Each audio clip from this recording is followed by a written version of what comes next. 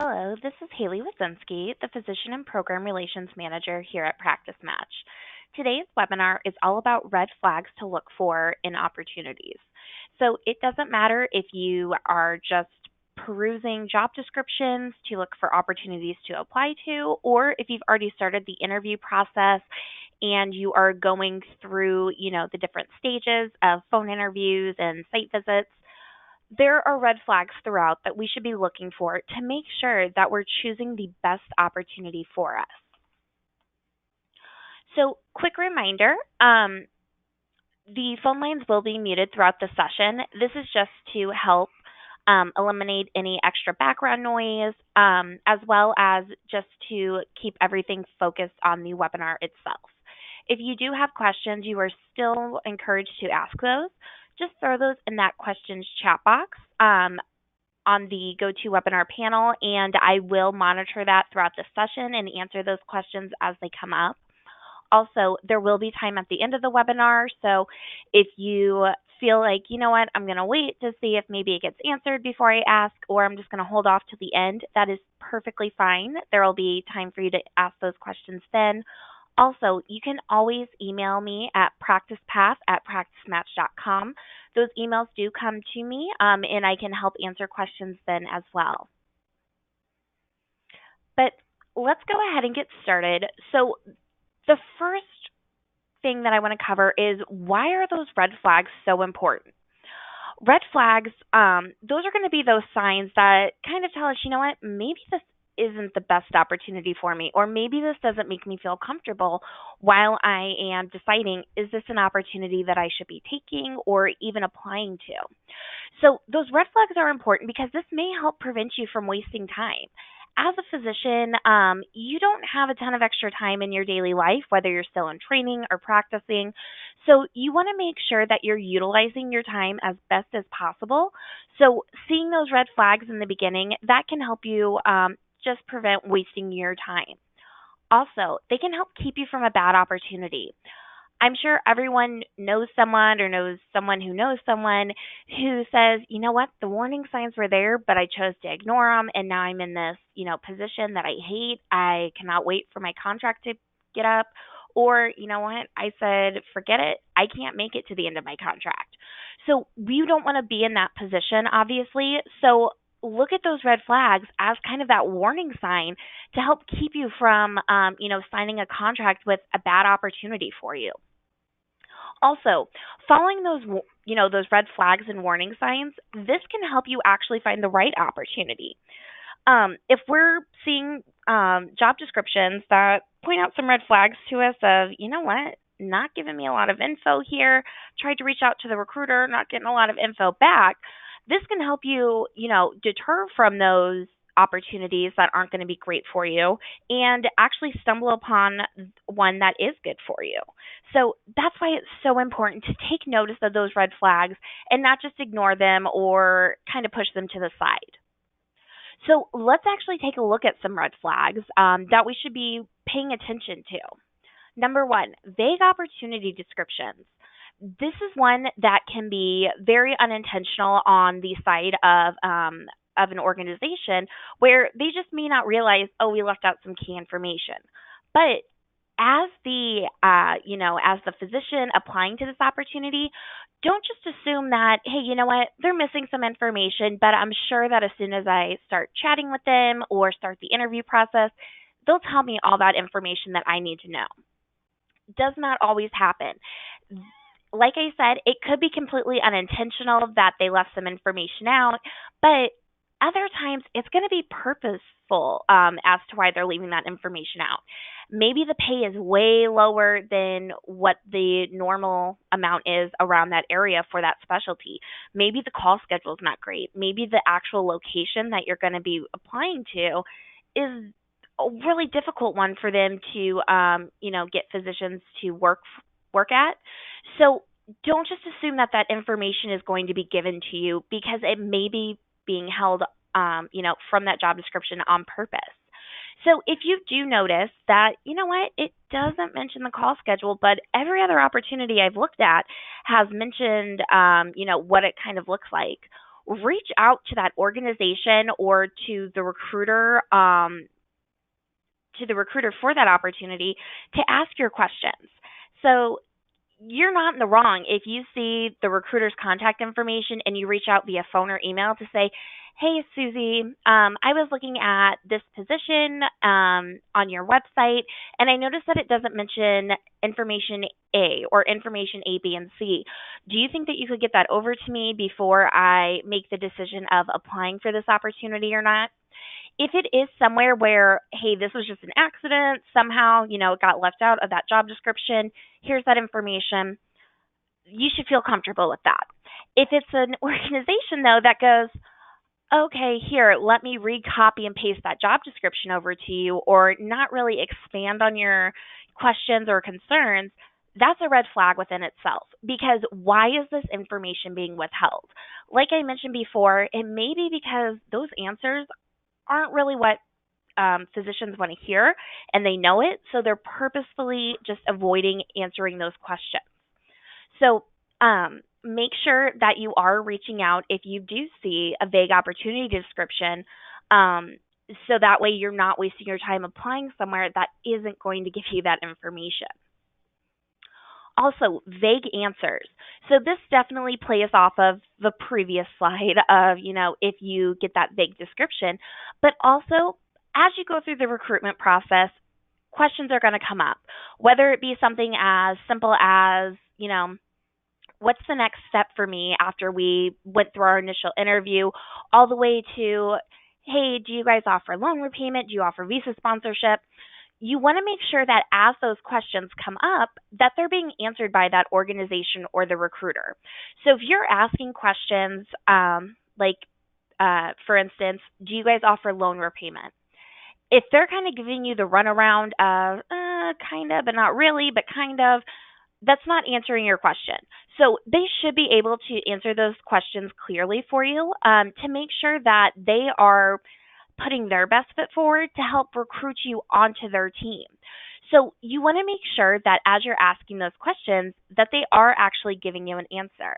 Like I said before, if maybe that job description is a little vague and you've asked that recruiter a couple questions about it and they just copy and paste the job description back to you, that's an answer within itself. Because once again, why are they avoiding answering your questions? So do take that as an answer within itself and take it as a red flag. Why are they holding back that information from me? Because even if you think, oh, maybe they didn't understand what I was asking and that's why they just copied and pasted that back in here, or that's why they gave me the answer they gave me, don't assume that. If you're not getting that clarification, there's more than likely a reason as to why they are avoiding giving you a clear answer. Also, difficulty with the recruiter or the organization. You have to remember that just like you're interviewing to join that organization, they're interviewing you, or you're kind of interviewing them as well to see if that's an organization that you would like to join. So during that process, they should be putting their best foot forward just like you're doing. If you are struggling getting in contact with a recruiter after you've already made that initial, hey, we want to set up a phone screening with you, or we want to set up some time to talk. If you're having difficulty getting in contact with that recruiter or whoever your contact is, that's a red flag. Why are they not putting in the same amount of effort as you are to be in contact with you? If you are struggling with the recruiter on a personal, professional level to the point where they're constantly rescheduling your interview, they're just constantly avoiding reaching out to you, back out to you, whether it be via email or phone, that's a big concern because you don't want to just assume, oh, this person's busy. Yes, they may be busy, but if you are a candidate that they are trying to recruit to join their organization, they're going to be able to respond back to you. This does not mean that, hey, I called them on a Friday night at, 7:30 and it's now, 8:30 and I haven't gotten a response. If it's after hours, you have to keep that in mind. I do always suggest if you did give them a phone call and you got their voicemail, send them an email as well. A lot of the recruiters will put an out of office on if they're on vacation, if they're on a work trip, or if they're just going to be out of the office for any amount of time during the day. They'll put that information on there or on their out of office email response, so that way you know, hey, I'm not ignoring you. If you do get that out of office, or like I said, maybe you call on the weekend, don't expect an immediate response. That's the time whenever you do have to kind of take a step back and realize, okay, they will get back to me once they're back in the office. But if you call on a Monday and all of a sudden it's Friday and there was no out of office response, you left a voicemail, you called, you sent an email, nothing, you called them back on that Friday, still no response, and you continue to try to, get a hold of them, that's a red flag, because why are they not getting back in contact with you? This could be a very good indication of how you're going to be treated in the future, especially if you're trying to, go through credentialing processes, or they say, hey, you have to use us for relocation, and you're trying to get in contact with them to schedule all that. That's going to be an issue for you. So make sure that you do have a good working relationship with that recruiter, to where they are answering your questions, getting back in touch with you, and not constantly rescheduling, phone calls or interviews with you. Higher pay. This is one that kind of confuses some people whenever I bring this up. But whenever you're looking at pay, of course you want to be paid as much as um, you can get, and you don't want to be lowballed on that. But your pay should be comparable to the same specialty and position in the area. So if I'm an internal medicine hospitalist and I'm interviewing at organization A, and I notice, hey, this pay is significantly lower or higher, that's obviously going to be a concern to me. If it is lower, there's a good chance that during negotiation I can bump that number up. But if it's way higher, why is it way higher than hospital B down the street for the same hospitalist position? You're going to want to figure out, why is this so much higher? Once again, this starts that open conversation with that recruiter, or your contact at that organization, to find out, why is this pay so much higher? If it's because, hey, this is a position that just became vacant, we absolutely need someone in here, by tomorrow, and we're trying to speed that process up so we increase the pay, that's one reason. If it is because physicians are quitting or leaving, or there's been issues with staff members staying in that department or at that location, you need to know that going in. So if, like I said, if this is becoming a difficult position for them to fill because all the staff complain about working at that location, or they end up quitting, is that extra pay going to be worth it to you to suffer through whatever the other physicians are going through? And some people are going to go, yeah, you know what? It's more money. I'm obviously going to take it, but you have to look at that payoff. If it's at a location where maybe you're seeing high volume and low numbers of staff, is that extra stress worth it? Because this isn't going to be extra stress for a day or two. It's going to be for your entire contract. So you need to take that into account as you are looking at, hey, why is this pay so much higher than it is down the street? Also, run a quick Google search on what is that organization doing in the news. What type of news articles come up? If I Google Hospital A that I'm applying to, or the organization's name, what is the media saying about them? Are there a lot of complaints maybe on how the staff treats the patients? Are there complaints on Medicare fraud? That is something that's, starting to become popular, it seems, in some of these news articles. You want to know, what is the media saying about that location or that organization? Because if you're going into a place where there's just great positive reviews, there's news articles coming out saying that they're expanding, or that they have the highest patient satisfaction, they're doing research, that's going to make you feel much more comfortable joining that organization, compared to someone who, an organization where they do talk about, patients hate going there. They avoid that. the way that it's ran is not working out well, that people are sitting in waiting rooms for hours on end and they're not getting results from their physicians. And so there's really low patient satisfaction ratings for them. Or, hey, they're downsizing. They've closed 3 clinics in the last year. You need to know that going in, especially if you are interviewing at a location where they're closing hospitals or clinics. What's going to happen if they, decide, hey, yeah, you joined this spot, but we're actually closing down this location. We can't move you to another one, but your non compete clause is still intact. You need to know that going in. So look at those news articles, and if it is a lot of negative or not too great things being said about them, take that into account of, is this an organization that I'm going to be okay saying, hey, yeah, I do work at hospital A? Or are people in the area going to go, oh, okay, that's nice, and kind of judge me for it? You need to know that going into, into the interviews, as well as into actually deciding, is this the opportunity that I'm going to be taking? Also, look at the location. You're going to go on a site visit if this is an opportunity that they feel, hey, you should come on and join our staff, or you get far along in that interview process. So during that site visit, make sure you pay extra attention to the location, because number one, especially if you're bringing your family members or spouse along, you want you want them to feel comfortable in that area as well. If it's an area where they go, yeah, you know what, very rural or underserved areas, and your spouse or your family goes, I don't feel comfortable living here. Maybe your kids are in private school or anything like that. You want to make sure that that location is going to serve your family well. If not, this isn't necessarily a red flag for that opportunity, but it's a red flag for your life.